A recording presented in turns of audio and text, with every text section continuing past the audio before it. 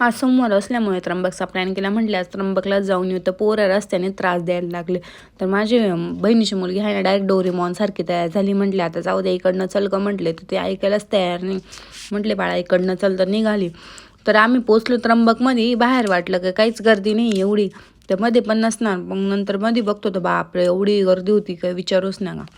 सगळीकडनं लोक लांबून लांबून दर्शनाला येतात. आणि आपण इतक्या जवळ असून आपल्याला यायला टाईम नसतो, आपण लांब लांब जातो दर्शन करायला.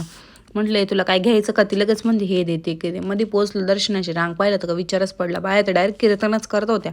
म्हटले चालू द्या म्हटले चांगलीच वारकरी परंपरा चालूच आहे. म्हणजे आपल्या अजून महाराष्ट्रामध्ये मला वाटलं संपलीच असेल. प्रत्येक लोक आहे ना, वाकून वाकून बघायचे, व्हिडिओ काढायचे. त्यांना पण खूप छान. 5 तासाच्या प्रवासानंतर आमची लाईन लागली. लोकांनी ना देवाला न देता आहे ना, कोपऱ्या कापऱ्यालाच ठेवलेले होते. लोक डोक्यातच नाही रे. म्हणजे आमच्या लोकांना तर समजतच नाही कुठं ठेवावं काय ठेवायचं. आपल्या तर महाराष्ट्रातले ते वेगळेच आहे.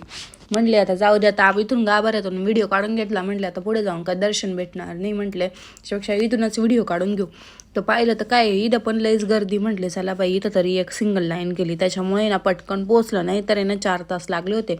मग बाहेर आलो, थोडासा फोटोशूट केला आणि डबल निघालो. तर पुढे निघालो तर इथं आम्हाला आहे ना डायरेक्ट पालखी भेटली. डायरेक्ट साक्षात देवाचं रूप आहे ना इथं दिसलं ना. आम्ही डायरेक्ट देवा टच दर्शन झालं नाही, गाभाऱ्यात झालं. तर इथं तरी आमचं देवा टच दर्शनाला. आम्ही किती आज लकी होतो, सोमवारचं आम्हाला आज दर्शन भेटून गेलं.